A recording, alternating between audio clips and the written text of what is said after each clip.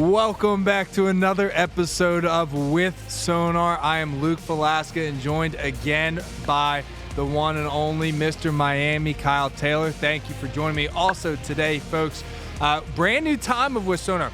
We will be live every Wednesday at 4 p.m.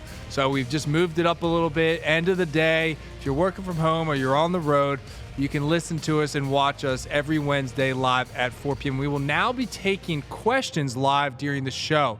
Before we didn't take questions live, now we will, so post them on Facebook. Kyle will be monitoring Facebook. I'll be monitoring LinkedIn. So please go ahead and leave any questions for us, and we'll try to get to them as best we are able. And also, I mean, Kyle, how you been right now? We've been working from home mostly, minus right now where we came into the studio to film. But otherwise, we're home all the time, social distance and all that. No, it's been an interesting time to be in a sales-driven role and trying to keep the sense of team, being together and trying to push each other to be better. That's definitely some of the parts that I really miss. But it's glad to be back. It's glad to see another person besides my wife and my two dogs. We won't tell you said that. Yeah. Hey, sorry. But yeah, it's been great. How about you? No, can't complain. I've enjoyed being home. I enjoy working from home. I get to come in and film. I do the FreightWaves Now segments in the morning, so I come in for that. Breaks up my day a little bit in the mornings when we film those. But I've been trying to, break up my day a little bit. The one thing I'll say that I've missed is you get up a lot, you talk to folks, there's some of that energy around the office. So I've been trying to break that up. I'll stand up, I'll do some push-ups, do some squats. Yeah. You can't tell that I do push-ups, but I do sometimes. What do you have any tips that you've had to pick up or some best practices you've had to pick up since working from home? Yeah, there's been a couple. I mean, I always saw those self-help kind of posts that I see on LinkedIn. Hey, make sure you get dressed just like you're getting to work. It's actually true. If you roll out of bed, you throw in your Crocs and you got your pajamas on, it's not going to get your energy up to where you need to be in order to have the level of creativity or have the enthusiasm that you normally have coming into work. And so I've been liking that one quite a bit. I mean, waking up still just as early. Yep. So that sets the tone for the day. Yeah. And one of the biggest things, I think it's just about learning how to sell on social medias.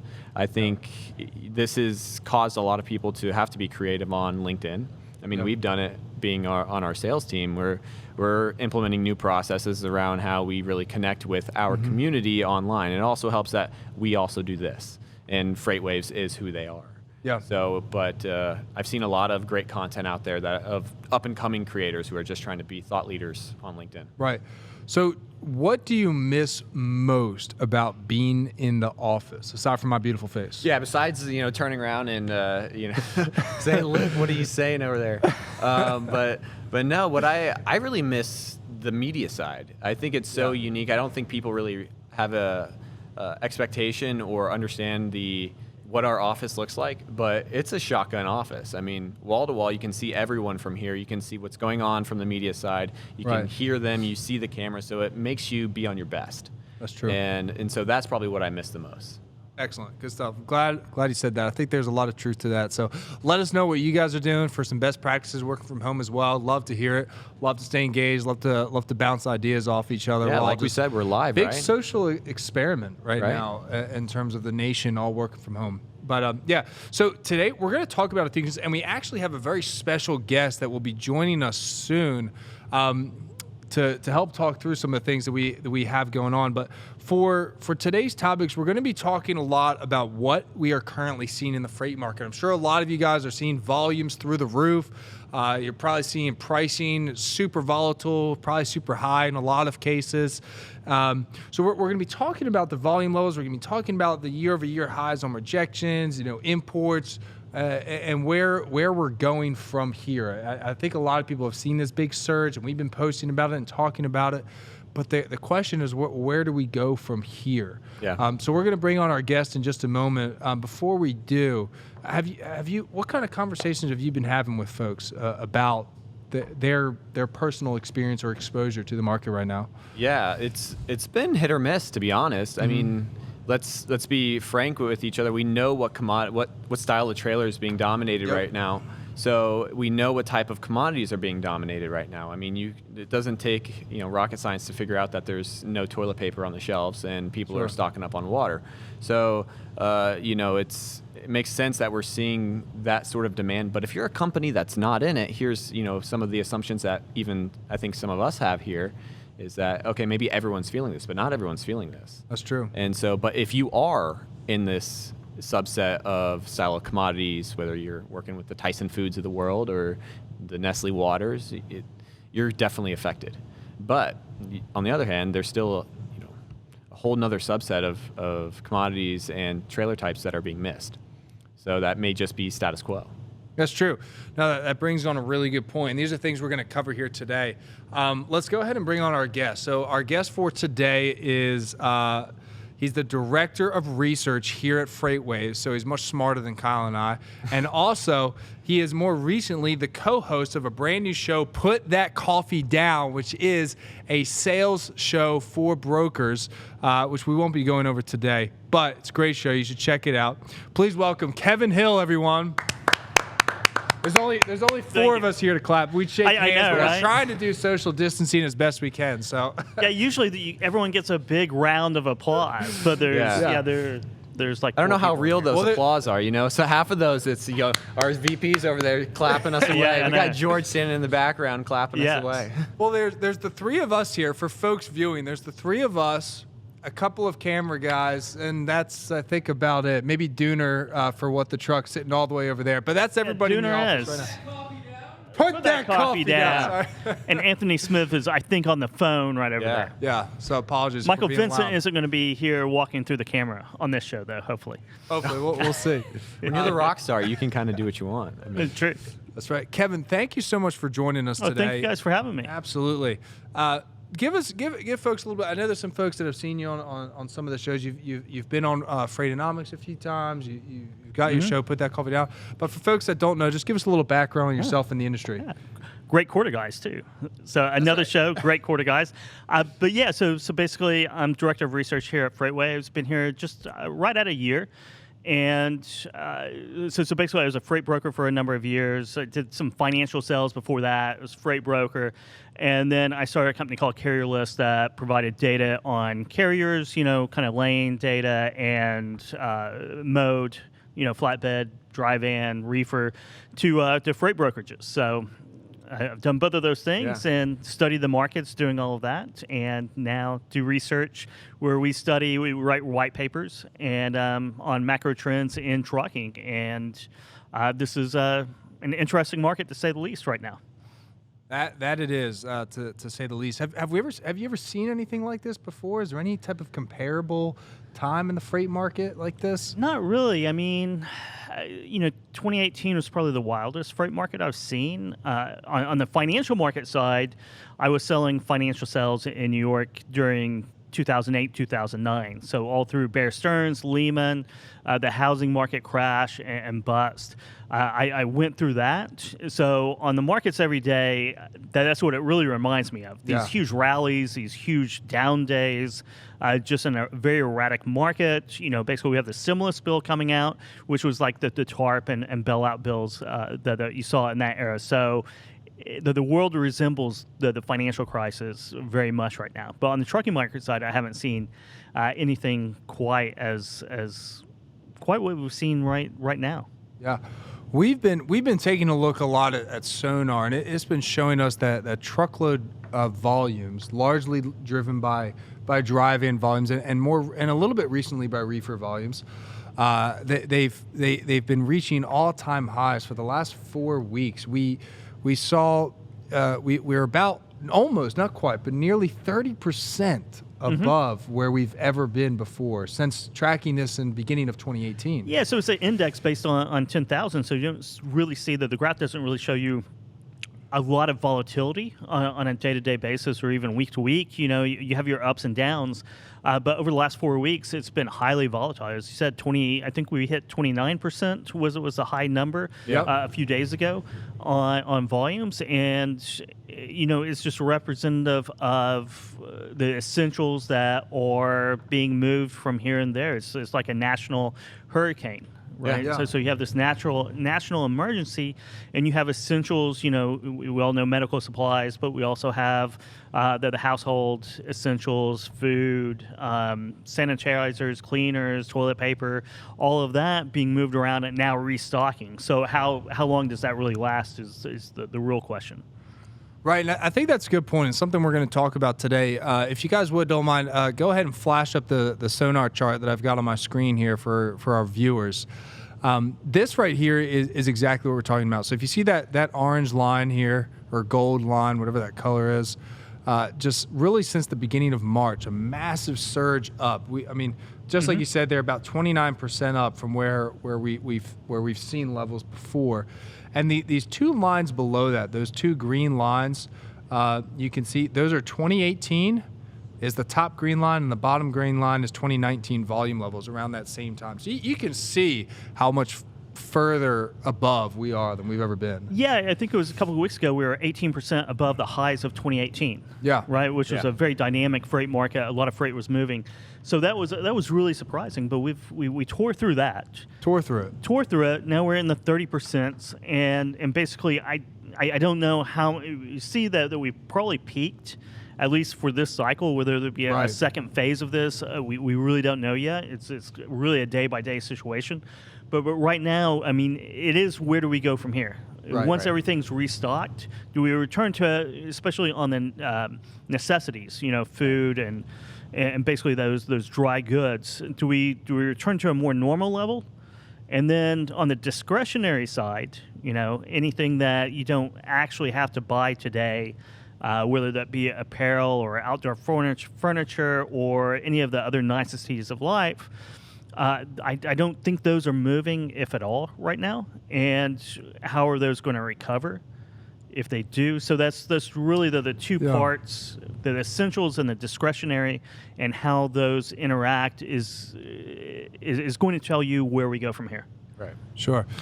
Yeah, no, and I think I always try to keep it, you have your 1 month goal, your 2 month goal, your 3 month goal, at least within this. And so, what do you feel is going to happen next? If we still continue down this path of still quarantining, at your home, and this becomes the new norm, how's that going to affect the trucking market? Kind of what we were talking about earlier this week on LinkedIn, which was with the imports really being down. If we don't see, that's when you were talking about the inventory levels coming back on. That's when everything's, I would say, back to normal. People were back at work, everyone's kind of back to the status quo of what they used to do. What do we do prior to if this lasts longer? Yeah, so what you have 2 or 3 different dynamics, right? So China is back online. Yeah. Right. Production, manufacturing is back in the 80, 90, 100% range. The ports are still active, right? So we have the capacity to bring in new imports. But with that, our import levels are down. Demand is down. I saw some information on LinkedIn, or I saw it posted by a journalist from CNBC, Loran LaRocca, who had information on basically orders from big box retailers, or really department stores. And basically, they're cutting orders, they're holding orders. Yeah. So you're going to have, especially on the discretionary side, it's going to hold import levels down. So you do have that on that side of it. And then basically 25% of the country, I think, as of now, and I think that's going to climb here in the next few days, is in basically stay at home. Yeah. Now, how long that lasts is really the key, because as long as that lasts, then you're going to have normal levels of consumption, maybe a little bit more on grocery store items, right? Yeah. That's the best way to think about it. The essentials, I guess you could call them. The essentials, yeah. Right? Grocery store items. Everything's still kind of out of stock. Yeah. I haven't been to a grocery store in like 9 days, so I can't really tell you. But from the pictures I've seen... Nothing left. Nothing's left, right? So that has to be restocked. So we are going to get to that point where it's restocked. But if we're at stay at home, basically self-quarantined or quarantined, then what you're going to see is that nothing else is really going to move, right? You're not going to see the industrial economy is going to it's kind of grounded to a halt now, and it's going to remain that way. And any kind of discretionary, non-essential is going to plummet as well. So. And that kind of brings up to really the topic I think we've been talking about all day, which is the stimulus package that's being released out. And so that short-term week, 2 weeks, 3 weeks that we're going forward with, is this stimulus package going to help that bridge? Are we going to see companies potentially go out of business, be saved, or do we see? I think it's going to be a bridge, and it's going to maybe keep the status quo right now, and it'll prevent maybe another drop off. But as long as stay-at-home policies, or California, New York, where else is there? Chicago or Illinois, a couple other states, Washington. As long as those stay-at-home policies are in effect, I think it grinds down consumer sentiment down to a halt. So anything outside of the necessities is going to take a massive hit. I mean, Goldman Sachs and the St. Louis Fed came out with negative 25%, negative 30% GDP numbers for the second quarter, which are, the Great Depression was 15%. Yeah. So those are scary numbers. We get the job report out, or not the job report, sorry, the jobless claims, unemployment claims for the week. Next Friday will be the actual March jobs report. So that'll be a very important number. But the number tomorrow is really important. Do you think it's going to have a lot of impact? I mean, so like what Strickland and I were talking about prior to coming onto this, which was, the styles of businesses that are going out of business really quickly that would have a jobless claim be inputted is going to be, those restaurants, those style. But I was talking to a friend of mine who works at a restaurant. And he said half of the people that worked underneath him couldn't file for unemployment. They didn't qualify. True. I mean, that's another So is there going to be a right? segment in the restaurant industry? If that's the same at one restaurant, I can't imagine it's too far off from others. But true. I mean, and how you get into labor laws and things like that, I'm not an expert at. On the spot. On the spot, definitely, yes. But there's going to be, owner operators don't qualify for unemployment, right? Because they're independent business owners. So it's really how it's all structured. But bars and restaurants, retail, non-essential retail, right? Yeah. What else is it? Every auto manufacturing plant's down, right? The truck manufacturers, then the big three are down. Yeah. At least for a couple weeks. So you have those unemployment claims, and you have knock-on effects. I mean, it's really hit every industry. Yeah. And I'm somewhat surprised that people started just cutting as quickly as they did. But you kind of saw that back in 2008, 2009 as well. So it's still a surprise. I haven't seen it in a dozen years, but it happens. Yeah, quite a knee-jerk reaction for sure.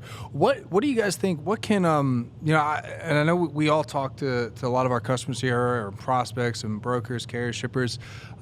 What can carriers and brokers do, and even shippers, to adjust for this? I was talking to a very large brokerage, one of the largest brokerages in the United States, yesterday, and they said their truckload volumes are through the roof, and their margins are down 40%. Wow. And they move a lot of dry van, a lot of reefer freight, but they're getting absolutely murdered on their contracts. Yeah, I was going to say that's got to be on the dedicated side. Spot. Yeah. It goes through, and we've written about this, is basically the phases of the cycle, right? So it's a very cyclical industry. Right. And what you're seeing now is the next phase of the cycle, which we've been waiting for quite some time, and is taking an external shock to get us there. And that's what you kind of see in trucking is dominated by critical events like this. Right. So what you're seeing is a surge in volumes, but we showed that the volume, but the rejection index, which measures capacity, is about the same, just exponential through the growth. roof. I mean, it went from about 5.5% to 18.5%. Right. So you're seeing tighter capacity, which means higher rates. So you're servicing those contracts, right, keeping those in place, and the spot market is coming up to meet that. So it's going to squeeze the margin. So your margins are going to be down. but your volumes are going to be up. So the real dollars that are coming in matches that until the next phase of the cycle. Yep. I think, too, a lot of carriers and brokers have caught on that the rejections are finally so high and they can start rejecting, and that there's a lot of that there's a lot of more opportunity to make a spot. I was talking to somebody who they're one of the services, they service Walmart, and Walmart had to send out an email to all of their providers, a very aggressive email saying, stop rejecting all the freight. Everybody was waiting for it to show up on Walmart's spot boards. Yeah. By the way, do we have any comments on Facebook or anything? Yeah, I was just about to jump in. We got Ralph coming us saying hello from Las Vegas. So Vegas making an entry here on Facebook. Let's go.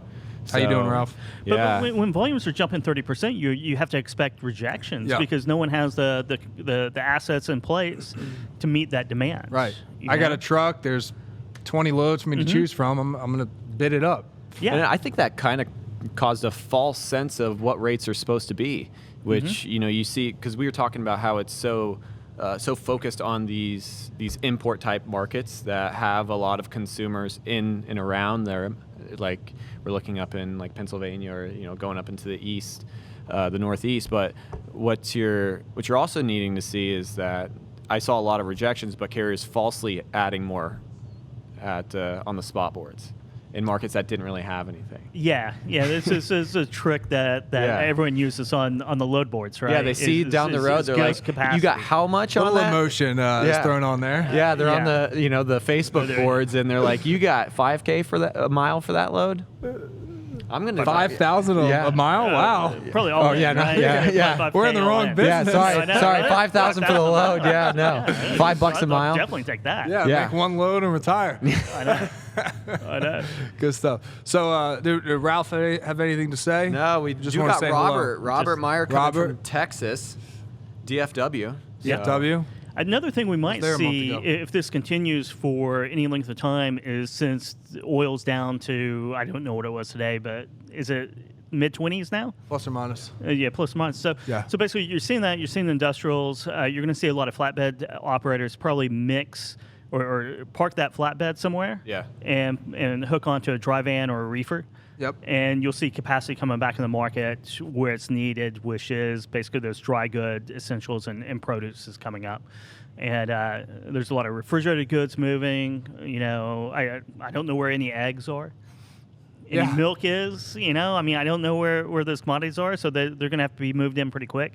So if you're running a flatbed, you might be switching to a dry van or a reefer. It might bring down those rejection rates, add capacity into the system. Speaking of reefer or produce season hitting basically overnight, we saw a massive surge in dry van volumes. It was over the course of about 4 weeks. Reefer volumes almost surged over the last week and a half to 2 week period to hit those highs. Lakeland, Florida turned up overnight. So if you guys are moving any reefer freight out of Lakeland, Florida, or want to get some loads, it looks like that is the place to be right there. It has the most reefer volume of any market in the United States right now. It doesn't surprise me. Florida kind of flips a switch. It always catches me by surprise. Big citrus state. You got a lot of fruits there. I mean, you got strawberries coming out. Yep. You got Publix, who's got a headquarters right there as well. So, I mean, it's kind of by itself, though, down there in the southeast.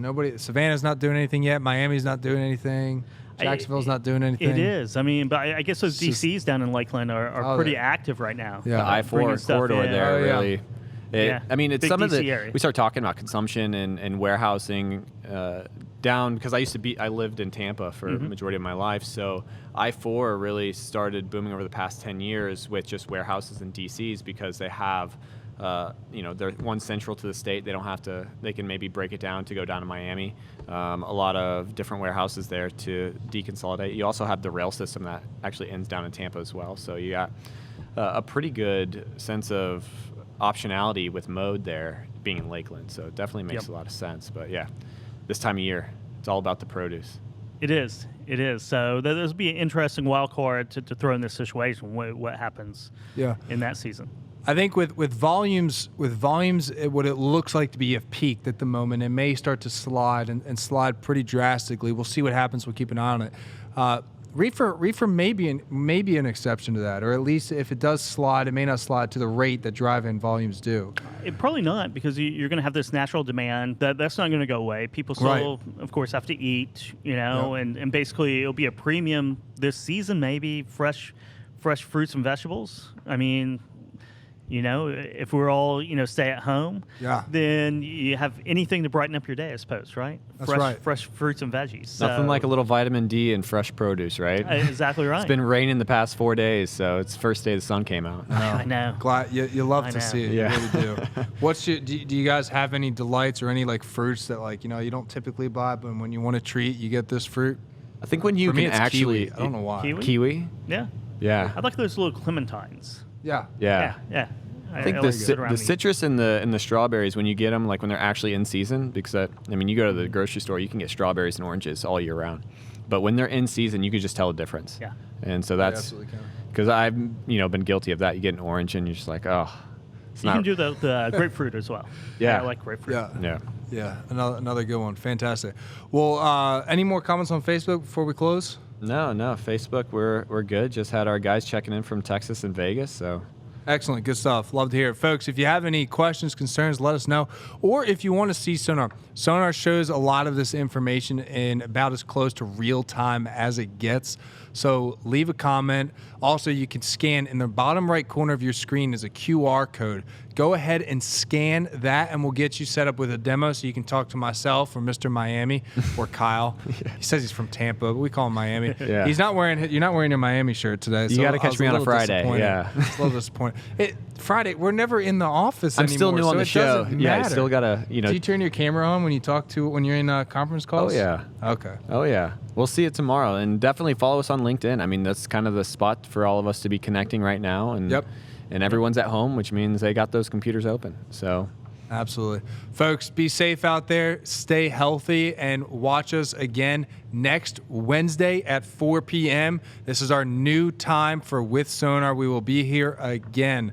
And while we're at it, Kevin, when does Put That Coffee Down air? Wednesdays at noon Eastern time. So we did a show earlier today, and you can always find that on FreightWaves TV or in Apple Podcasts.